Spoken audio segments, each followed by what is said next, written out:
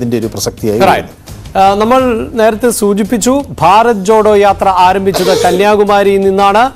അന്ന് സ്റ്റാലിൻ ആയിരുന്നു ആ യാത്ര ഫ്ലാഗ് ഓഫ് ചെയ്തത്. എന്നാൽ ഈ യാത്ര ഭാരത് ന്യായ് യാത്രയിൽ അങ്ങനെയല്ല.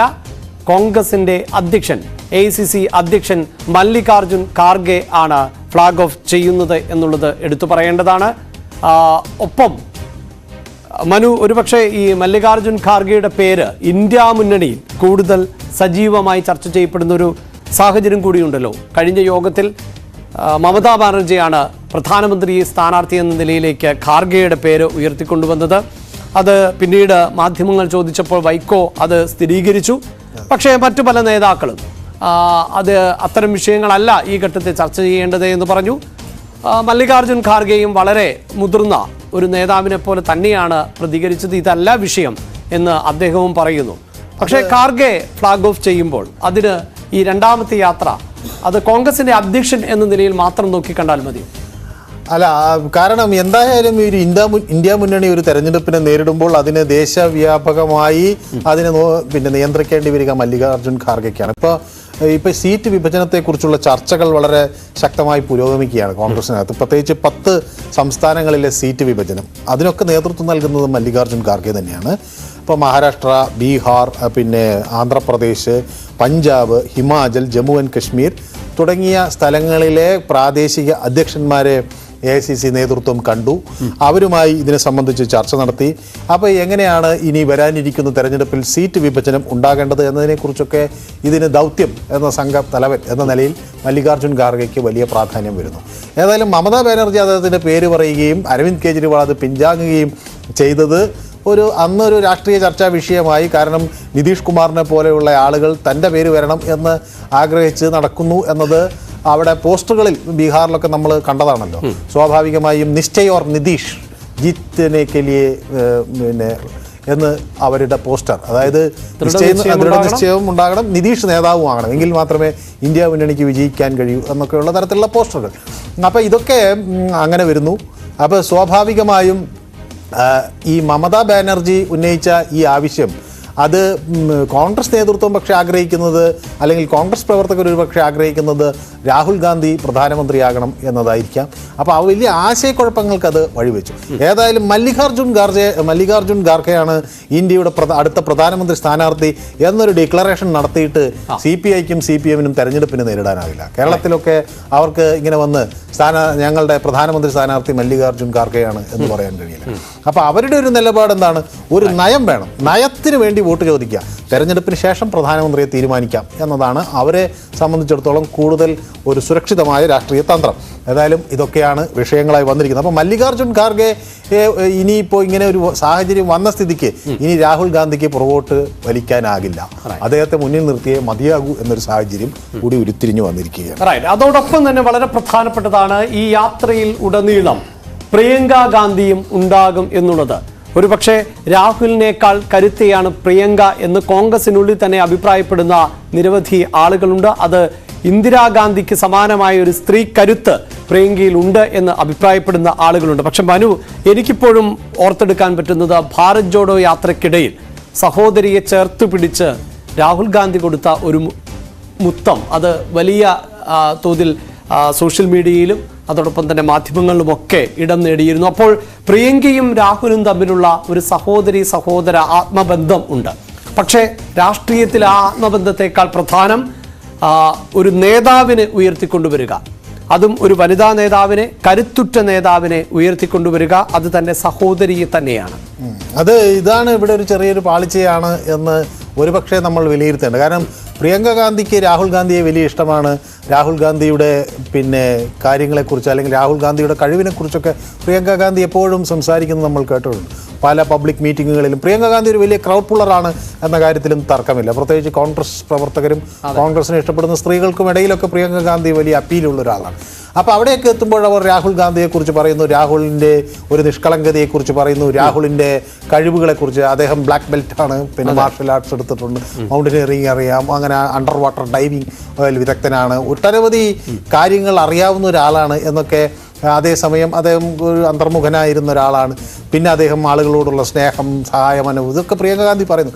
പക്ഷേ ഇതൊക്കെ ഒരു പ്രശ്നം. ഇതിനെ കൗണ്ടർ ചെയ്യാനായി BJP ഇതൊരു കുടുംബ വാഴ്ചയുടെ രാഷ്ട്രീയമാണ് എന്ന് പറയുന്നിടത്താണ് ഇതിനെ മറികടക്കാൻ കോൺഗ്രസിന് കഴിയാതെ പോകുന്നത്. ഏതായാലും ഇതിൽ ഒരു BJPയെ സംബന്ധിച്ചിടത്തോളം അവിടെ ഒരു നേതാവുണ്ട്. ആ നേതാവ് എന്നത് BJP മുന്നിൽ വെക്കുന്ന ഒരു വ്യക്തിയാണ്. അപ്പോൾ ഇവിടെ ഒരു കുടുംബമാണ് ഇതിൻ്റെ മുന്നിൽ വരുന്നത് എന്നൊരു പ്രതിച്ഛായ വരാൻ ഒരുപക്ഷെ ഇത് രാഷ്ട്രീയപരമായ അവർക്കൊരു തിരിച്ചടിയാകുമോ എന്ന് സംശയിക്കേണ്ടിയിരിക്കുന്നു. അതോ രാഹുലിനെ പിന്നെ BJP ഇപ്പോൾ പലതവണയായിട്ട് ആരോപിക്കുന്ന ഒരു കാര്യം, സോണിയാഗാന്ധി രാഹുലിനെ ലോഞ്ച് ചെയ്യാനുള്ള ശ്രമങ്ങൾ പല ഘട്ടങ്ങളിലായി നടത്തുന്നു, പക്ഷെ പരാജയപ്പെട്ടു പോകുന്നു എന്നൊക്കെയാണ്. ഇത് പ്രിയങ്ക ഗാന്ധിയെ കൂടി പിന്നെ കുറെ കൂടി കരുത്തുറ്റ മുഖമായി കോൺഗ്രസിൻ്റെ അവതരിപ്പിക്കാൻ ഉള്ള ഒരു നീക്കമാണോ എന്ന് വേണമെങ്കിൽ കാണാം. അതിന് എന്ത് ഫലമുണ്ടാകും എന്നുള്ളതും കൂടി നമുക്ക് ഒരുപക്ഷെ യാത്ര കഴിയുമ്പോഴേ വ്യക്തമാവുകയും. ശരി, അതോടൊപ്പം വളരെ പ്രധാനപ്പെട്ടതായി മാറുന്നത് ഇന്ത്യ മുന്നണി രൂപീകൃതമായതിനു ശേഷം ഉള്ള യാത്ര എന്നതാണ്. നേരത്തെ നമ്മൾ സൂചിപ്പിച്ചു, ഭാരത് ജോഡോ യാത്ര അത് കന്യാകുമാരി മുതൽ കശ്മീർ വരെയാണ് കടന്നുപോയത് എങ്കിൽ അതിനുശേഷം വലിയ രാഷ്ട്രീയ നീക്കങ്ങൾ പ്രതിപക്ഷ നിരയിൽ നിന്ന് ഉണ്ടാകുന്നു. ആ ഘട്ടത്തിലൊക്കെ ഇത്തരം ചർച്ചകൾ മാത്രമായിരുന്നുവെങ്കിൽ കൃത്യമായി യോഗം ചേരുകയും ആ മുന്നണിക്ക് ഇന്ത്യ എന്ന പേര് രാഹുൽ ഗാന്ധി തന്നെ നിർദ്ദേശിക്കുകയും അതിൻ്റെ അമരത്ത് ആരായിരിക്കണമെന്നത് സംബന്ധിച്ച് ചർച്ചകൾ തുടരുകയും ഒക്കെയാണ്. തീർച്ചയായും നിലവിലെ സാഹചര്യത്തിൽ കോൺഗ്രസിനെ തന്നെ മുന്നിൽ നിർത്തിക്കൊണ്ട് മാത്രമേ ഇന്ത്യ മുന്നണിക്ക് മുന്നോട്ട് പോകാൻ സാധിക്കുകയുള്ളൂ. അതുകൊണ്ട് തന്നെയാണ് മല്ലികാർജുൻ ഖാർഗെയുടെ പേര് അടക്കം പ്രധാനമന്ത്രി സ്ഥാനാർത്ഥി എന്ന നിലയിലേക്ക്. അതെ, ഈ രാഹുൽ ഗാന്ധിയെ സംബന്ധിച്ചിടത്തോളം വരുന്ന ഒരു പ്രധാന കാര്യം, അദ്ദേഹം 2004 അമേത്തിയിലെത്തുന്നു. അവിടെ പിന്നെ പ്രചരണം അദ്ദേഹം ജയിക്കുന്നു. അദ്ദേഹത്തിൻ്റെ കുടുംബപരമായിട്ടുള്ളൊരു സീറ്റാണല്ലോ. അവിടെ നിന്ന് പിന്നെ സോണിയാഗാന്ധി റായ്ബറേലിയിൽ മത്സരിക്കുന്നു. അതേസമയം ഈ 2014 ഈ തെരഞ്ഞെടുപ്പ് രാഹുൽ ഗാന്ധി തന്നെയാണ് നയിച്ചത്. അത് വേണ്ട രീതിയിൽ ഒരു വിജയം കാണാൻ കഴിഞ്ഞില്ല എന്നത് രാഹുലിനൊരു വലിയ തിരിച്ചടിയായി. ആ 2019 ഉണ്ടായ തെരഞ്ഞെടുപ്പിലെ വളരെ മോശം പെർഫോമൻസ് രാഹുൽ ഗാന്ധിയെ ഒരു രാഷ്ട്രീയത്തിൽ വലിയ മങ്ങലേൽപ്പിച്ചു. തുടർന്ന് അദ്ദേഹം രാജിവെക്കുകയൊക്കെ ചെയ്തു. അപ്പോൾ കോൺഗ്രസ്, ഇന്ത്യൻ നാഷണൽ കോൺഗ്രസ് 206 സീറ്റിൽ നിന്ന് പിന്നെ വീഴുന്നത് 44 സീറ്റിലേക്കാണ്. അപ്പോൾ രാഷ്ട്രീയപരമായ ഒരു പക്വതയില്ലാത്ത ആളാണ് രാഹുൽ ഗാന്ധി എന്ന ഒരു വിമർശനം എല്ലാ ഘട്ടങ്ങളിലും BJP വളരെ ശക്തമായി ഉന്നയിച്ചു. അത് അദ്ദേഹത്തെ കളിയാക്കുന്ന തരത്തിലും അദ്ദേഹത്തെ രാഷ്ട്രീയമായി എതിർക്കുന്ന തരത്തിലും ഒക്കെ ഉപയോഗിച്ചു. പക്ഷേ ഈ ഭാരത് ജോഡോ യാത്രയിൽ നമ്മൾ കാണേണ്ടത് ആ ഘട്ടങ്ങളിൽ നിന്ന് മാറി കുറെ കൂടി ഒരു കരുത്തനായ രാഹുൽ ഗാന്ധി പുറത്തു വന്നു എന്നതാണ് ഭാരത് ജോഡോ യാത്ര നൽകിയ ഒരു പ്രധാന കാര്യം.